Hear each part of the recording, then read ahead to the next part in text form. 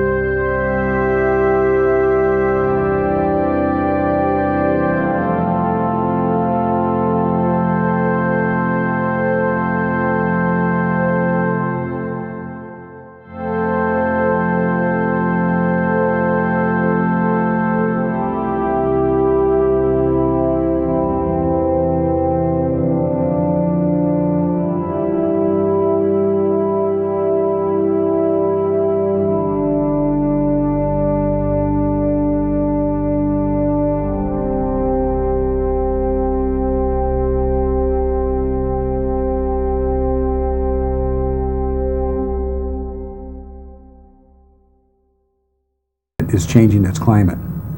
For forecasting to be effective, we have to use numerical models, and these numerical models need data to work on. Unfortunately, over 2/3 of the Earth's surface is covered with water, so we have to rely on the odd ship or the odd airplane.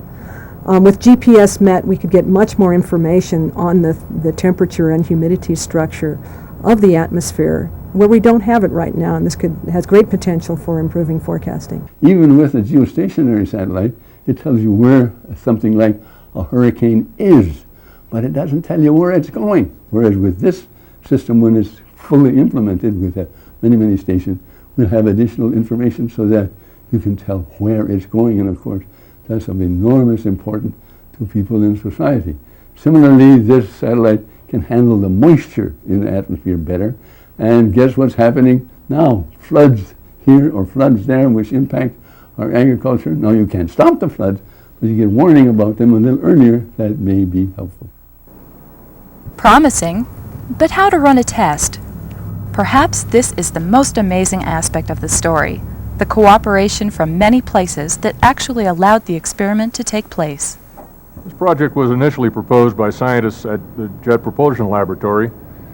The commercial satellites are being launched much more quickly for much lower cost, and so I discussed with the JPL scientists the possibility of taking this route.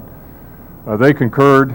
I went to the UCAR president's office and got a small amount of money to hold a meeting. We had a successful meeting, and we then went to NSF and got a larger grant for more serious planning.